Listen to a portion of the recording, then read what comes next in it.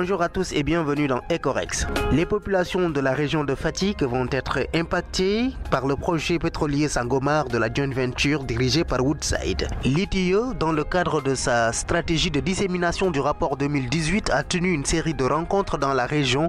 Les futurs impactés sont loin d'être sereins. Ecorex, c'est tout de suite. L'entretien dans Ecorex. Dans le cadre de la semaine de l'ITIE dans la région de Fatick, Amadou Sabarba reçoit ce matin Papa Alioune Badara Paye, secrétaire permanent adjoint du comité national ITIE. Bonjour messieurs. Oui, bonjour Abdou Diouf, bon anniversaire également. Bonjour aux auditeurs de Ecorex sur la RFM. Effectivement, nous sommes avec Pape Alioune Badara Paye, il est le secrétaire permanent adjoint de l'ITIE. Bonjour. Bonjour. Nous venons de boucler une semaine de l'ITIE ici dans la région de Fatick. Nous avons fait Toubacouta, nous avons fait également Sokone. Si vous tiriez le bilan, que serait-il exactement? Oui, je dirais beaucoup de satisfaction en termes de permettre qu'il y ait un espace de dialogue pour faciliter l'accès à l'information, mais également on a recueilli beaucoup d'appréhensions que les populations ont exprimées à l'endroit des projets pétroliers, notamment sur le plan environnemental.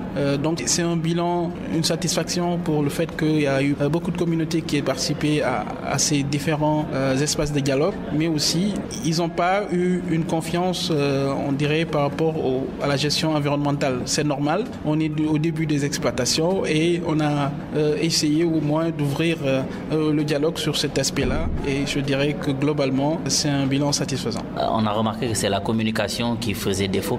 Les populations, la plupart, n'avaient pas la bonne information. Oui, absolument. Par exemple, il y a beaucoup qui ne sont pas au courant qu'il y a eu une étude d'impact, donc ils sont revenus sur le fait est-ce qu'il y a eu une étude d'impact pour le projet pétrolier. Effectivement, il fallait montrer preuve à l'appui qu'il y a eu bel et bien eu étude d'impact. Bon, d'autres qui ont participé à ce processus-là ont aussi exprimé le fait que bon, ils n'étaient pas très enthousiastes au fait qu'on ait dit dans le rapport d'étude d'impact qu'il n'y aurait pas ou très peu d'impact sur un secteur comme la pêche. Bon. Il fallait aussi donner des exemples qui montrent que justement dans certains pays il y a eu des exploitations depuis des dizaines d'années et il n'y a pas eu de marée noire qui est leur hantise la plus grande. C'est aussi normal parce qu'on est dans un secteur où c'est méconnu du grand public, donc les réalités, les technologies ont évolué, les méthodes d'exploitation, tout cela eux, ils sont dans un écosystème qui est tout à fait parfait, qui parfois même est classé patrimoine de l'UNESCO, et donc ils veulent garder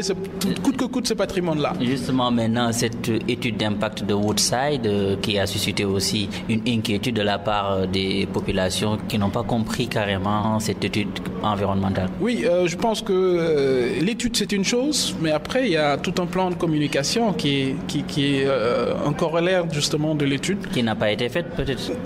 Je ne pourrais pas apprécier parce que je ne suis pas dans la région, je ne sais pas quelles sont les activités qui ont été menées dans ce sens-là, mais globalement le ressenti qu'on a des populations ou les appréhensions qui sont exprimées démontrent quelque part qu'il y a un manque de communication qui est vraiment flagrant parfois dans certaines zones. L'ITIE s'est beaucoup intéressé quand même du contenu local. Qu'en est-il exactement? Oui, cet aspect-là c'est un aspect extrêmement important parce que rien que pour 2018, on a pu voir qu'il y a eu des sociétés de droit sénégalais qui ont eu une marge de 445 milliards en termes de paiement liés aux fournisseurs de biens et services, ce qui est 4 fois supérieur à ce que l'État a eu dans son budget, parce qu'il n'y a eu que 110 milliards dans le budget de l'État, tout le secteur extractif confondu. Donc ça vous montre que les priorités ou bien les efforts des pouvoirs publics doivent pouvoir être réorientés vers l'opérationnalisation de tous les aspects contenu local, que ce soit dans le code minier, l'article 109, l'article 425,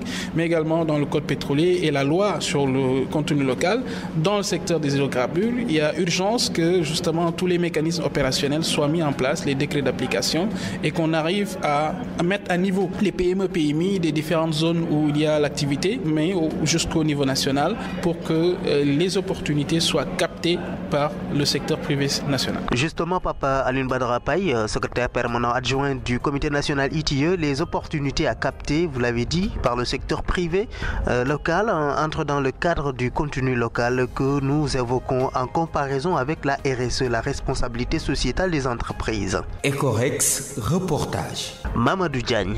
Le contenu local et la responsabilité sociétale des entreprises, deux mots au sens différent. Si le contenu local a un caractère obligatoire, la responsabilité sociétale des entreprises, elle, est en principe volontaire et stratégiquement importante pour la prévention, l'autorégulation ou la co-régulation. Il est souhaitable que les communautés participent à la détermination des choix d'intervention et du budget de l'opérateur afin que son action soit plus judicieuse et efficace. Cependant, si le contenu local est davantage pris en compte dans les contrats et insiste sur l'emploi, la formation des nationaux, la participation des opérateurs locaux, la consultation des communautés, les obligations et les engagements relatifs au développement des infrastructures, la responsabilité sociétale des entreprises, quant à elle, met l'accent sur la transparence des investissements sociaux à travers l'obligation de publier les dépenses sociales et environnementales, l'incitation à réaliser et à publier les résultats des audits sociaux et l'information portant sur la nature des projets financés,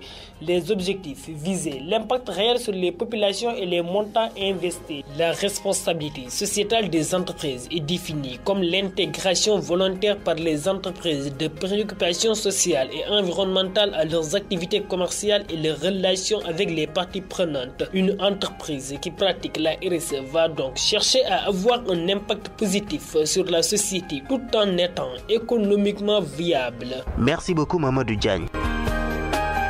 La suite de l'entretien dans Ecorex. Papa Alioune Badara Paye répond toujours aux questions de Amadou Sabarba. Alors, après Fatick, quelle est la prochaine destination de l'ITIE pour parler du rapport 2018? Oui, on sera à Matam du 3 au 6 mars, Inch'Allah. Ça nous permettra aussi d'aborder certaines questions comme les questions environnementales, certainement, et de partager avec les populations de Matam. Vous ferez la même chose? Bon, différemment, parce qu'on a toujours des sensibilités qui ne sont pas les mêmes, les substances qui sont exploitées qui ne sont pas les mêmes. Donc, il y a toujours des changements qui peuvent intervenir au niveau du déroulement des différentes séances de partage, mais ça reste toujours dans le cadre du partage du rapport ITIE 2018 et de discuter des préoccupations des communautés qui sont à la base et qui sont souvent les plus impactées. Une dernière question, vous avez fait 3 régions, 4 régions autant pour moi. Est-ce qu'on peut avoir un bilan d'état, ne serait-ce puisque ça reste une seule localité? Oui, déjà on a exprimé notre satisfaction au départ pour dire que au moins les populations s'approprient de plus en plus du rapport ITIE. Ça déjà c'est un grand pas parce qu'il y a dans certains pays, c'est des pays où le rapport ITIE sort mais il reste juste au niveau national, il n'est pas assez promu. Et également l'autre aspect c'est qu'on a ce ressenti-là des populations qu'on peut recueillir et pouvoir soit améliorer le rapportage qu'on fait, mais de l'autre côté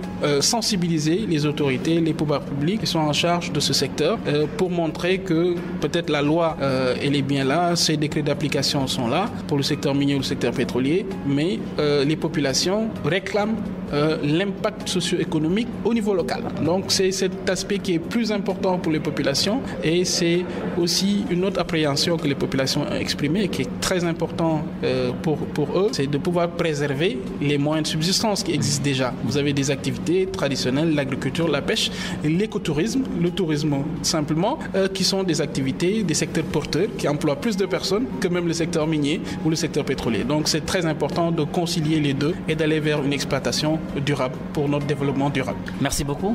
C'est moi qui vous remercie. Je rappelle que nous étions avec Alioune Badara Paye, secrétaire permanent adjoint de l'ITIE. À vous l'antenne, mon esclave Abdou Diouf Junior.